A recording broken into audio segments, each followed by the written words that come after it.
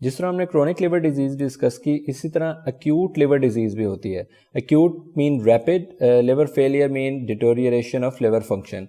Cause acute और chronic दोनों के डिस्कस करते हैं। एक्यूट में वायरल ए, बी और ई होते हैं, या फिर ड्रग इंटेक्स में मोस्ट कॉमन पैरासीटामोल है, और एंटी-टीबी और एनडीएमए भी हो सकती हैं, या फिर कोई पॉइजन इंटेक लाइक मशरूम, अमेनिटा या वेनस ऑब्स्ट्रक्शन। और क्रोनिक के जो मेन कॉज हैं वो हैं हेपेटाइटिस बी और हेपेटाइटिस सी जो है वो मोर रिलेटेड है, या फिर non alcoholic fatty liver disease, alcoholic, auto immune, ये दोनों एक्यूट क्रोनिक कर सकते हैं, लेकिन मोस्टली क्रोनिक ही रिलेट होते हैं। Wilson can also cause both acute and chronic. अब जो क्लासिफिकेशन हुई है कि एक्यूट को कैसे क्लासीफाई करना है, उसमें 3 चीज़ें हैं, हाइपर एक्यूट, एक्यूट और सब एक्यूट। सबसे पहले है कि जॉन्डिस डेवलप होने के बाद हेपेटिक इनकेफलोपैथी में कितने दिन लगे हैं। अगर 7 से कम है तो हाइपर एक्यूट, 8 से 28 है तो एक्यूट, और 29 से 12 है तो सब एक्यूट। सेरिब्रल एडीमा सब एक्यूट के अलावा दोनों में कॉमन होगा। तो दिए 2 बेसिस हैं क्लासिफिकेशन करने की कि कितने दिन लगे हैं जॉन्डिस टू हेपेटिक इनकेफलोपैथी, और सेरिब्रल एडीमा कितने हैं। हाइपर एक्यूट के 2 ही काजेज हैं, वायरल या फिर पैरासीटामोल इंजेक्शन, और बाकी ड्रग्स या क्रिप्टोजेनिक हो सकते हैं एक्यूट और सब एक्यूट में। अब इनमें जो कार्डिनल फीचर्स हैं एक्यूट लिवर फेलियर के, हेपेटिक इनकेफलोपैथी और सेरिब्रल एडीमा। अदर कॉज ये हो सकते हैं कि पेशेंट में हाइपरवेंटिलेशन होगी, फिटोर हेपेटिकस होगा आहिस्ता एक्यूट, इसमें ये होगा कि स्वीट मस्टी अडर होगी, और क्योंकि मार्केप्टन्स जो हैं वो लंग्स में चले जाते हैं, जिनकी वजह से ये स्वीट मस्टी अडर आ रही है, मार्केप्टन्स। Okay, now liver either normal होगा या फेलियर की वजह से स्मॉल होता जाएगा इंस्टेड ऑफ हेपेटोमेगली। इन्वेस्टिगेशन जब हम करवाएंगे तो वो कॉज रिलेटेड करवाएंगे, लाइक हेपेटाइटिस के लिए, हेपेटाइटिस बी के लिए हेपेटाइटिस बी सरफेस एंटीजन या उसकी कोर एंटीबॉडी, एक्यूट है तो आईजीएम। प्रोथ्रोम्बिन टाइम मेजर करेंगे, टॉक्सिकोलॉजी, ड्रग इनटेक, और ऑटो इम्यून कॉज के लिए ऑटो एंटीबॉडीज, विल्सन के लिए कॉपर और slit lamp, ultrasound for venous obstruction, and haemochromatosis के लिए फेरेटिन चेक कर सकते हैं, लेकिन haemochromatosis doesn't cause acute, so वो नहीं हम चेक करेंगे। मॉनिटरिंग हम किस तरह करेंगे कि फॉर एग्जांपल पैरासीटामोल इनटेक के साथ आ गया पेशेंट, तो उसके लिए एन एसिटाइल सिस्टीन जो एसिटोमिनोफिन को डिटॉक्सिफाई करती है, यानी उसकी अपोजिट एक्ट करती है, लेकिन उसके बाद जो बेस्ट ऑप्शन हमारे पास आएगी वो होगा लिवर ट्रांसप्लांट।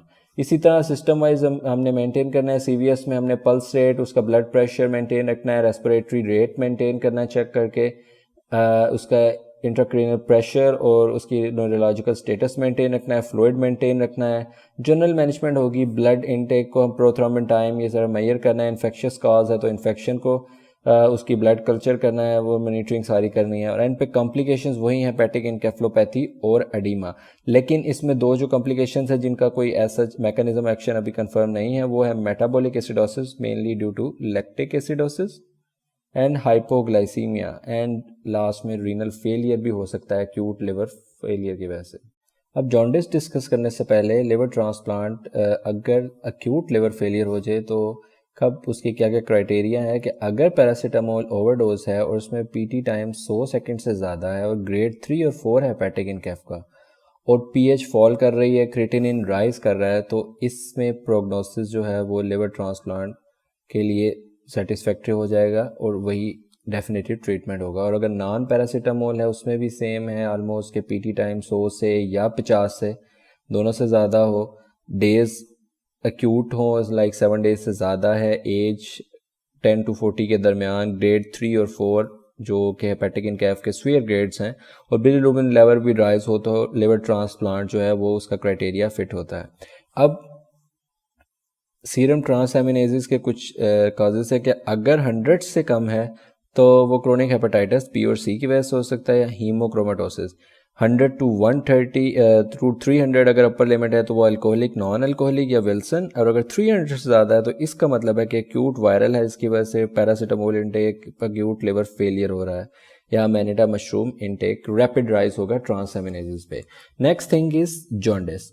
अब जॉन्डिस जो है वो हिस्ट्री और एग्जामिनेशन से हमें पता लगता है कि किस टाइप का जॉन्डिस है। उससे पहले जॉन्डिस कहेंगे कब, जब बिलीरुबिन जो है वो राइज करते हैं 2.5 मिलीग्राम पर डेसीलीटर से ज़्यादा, और फर्स्ट साइन जो हमें मिलेगा वो होगा scleral icterus means yellowing of sclera patient की प्रेजेंट करेगा। हिस्ट्री एग्जामिनेशन में हमने LFTs करवाया, यूरिन करवाया, एग्जामिनेशन फॉर बिलिरुबिन, लिवर का अल्ट्रासाउंड करवाया फॉर वेनस ऑब्स्ट्रक्शन और all that. So first of all जो हमें मिला वो हमें पता लगेगा कि प्री हेपेटिक है कि पोस्ट हेपेटिक है या हेपेटोसेलुलर। प्री हेपेटिक में होगा कि आइसोलेटेड राइज होगा बिलिरुबिन, LFTs नॉर्मल होंगे, लाइक लिवर में आने से पहले ही प्रॉब्लम है, यूरोबिलिनोजन राइज कर जाएगा क्योंकि बिलिरुबिन लेवल राइज कर रहा है, सो यूरोबिलिनोजन लेवल भी राइज कर जाएगा। प्री हेपेटिक काज में अब दो होंगे, या अनकंजुगेटेड बिलिरुबिन हो सकता है या फिर कंजुगेटेड बिलिरुबिन हो सकता है। अब अनकंजुगेटेड दो में हो सकता है, या हेमोलिटिक एनीमिया या गिलबर्ट सिंड्रोम। गिलबर्ट सिंड्रोम में होता है कि कंजेनिटली जो है वो डिक्रीज होता है एंजाइम UDP ग्लूक्रोनाइल ट्रांसफरेज जो कंजुगेशन करता है, और हीमोलिटिक के लिए हम चेक करने के लिए पॉजिटिव कूम होना ज़रूरी है, उससे पता लगेगा ये इट्स सम हीमोलिटिक डिजीज। और अगर कंजुगेटेड मिल रहा है बिलिरुबिन तो इसका मतलब है कि ये डुबिन जॉनसन या रोटर सिंड्रोम है जिसमें कैनालिकुलर डिफेक्ट है। अब रोटर है या फिर ड्यूबिन है, वो कैसे पता लगेगा कि ड्यूबिन जॉनसन में पिगमेंटेशन होती है लिवर में। So this is related to pre hepatic. अगर कंजुगेटेड बिलिरुबिन रेज है, लाइक लिवर ने कंजुगेशन कर दी है और नो बिलरी डिजीज, तो इट्स रिलेटेड टू हेपेटोसेलुलर, और उसमें हम डिफरेंट हेपेटोसेलुलर चेक करेंगे सीरोलॉजीज, लाइक हेपेटाइटिस की सीरोलॉजी, ऑटो एंटीबॉडीज, कॉपर और iron studies. So it's not an isolated rise, it's related also with the abnormal LFTs। अगर isolated rise होता तो उसमें फिर अगर conjugated cause होता तो वो ड्यूबिन जॉनसन या रोटर होना था। अगर raised conjugated bilirubin है, abnormal LFTs भी हैं, लेकिन बिलरी डिजीज का भी साइन है, तो it's not hepatocellular, it's due to obstructive cause जो हम MRCP और ERCP से चेक करेंगे। So these are the 3 different types के, उनके अकॉर्डिंग हमें पता लगेगा कि इट्स आइदर प्री हेपेटिक या पोस्ट हेपेटिक या हेपेटोसेलुलर, और इससे हमें जो है वो MCQ पिक करने में आसानी होगी। अब ऑब्स्ट्रक्टिव की कॉज जो है वो इंट्राहेपेटिक भी हो सकती है, लाइक स्क्लेराइजिंग कोलिंजाइटिस या बिलरी सिरोसिस, और एक्स्ट्रापेटिक कोई कार्सिनोमा भी हो सकता है, कोई स्टोन भी हो सकता है, लिवर से फ्लो नहीं हो रहा या कोई बाइल डक्ट्स में ऑब्स्ट्रक्शन, तो डिफरेंट प्रॉब्लम्स हो सकती हैं। पेशेंट प्रेजेंट करेगा with respect to the disease, like jaundice है तो येलोइंग ऑफ स्क्लेरा, इचिंग होगी, अब्डोमिनल पेन हो सकता है कार्सिनोमा की वजह से, वेट लॉस हो सकता है, other auto immune alcoholic history हमें मिलेगी।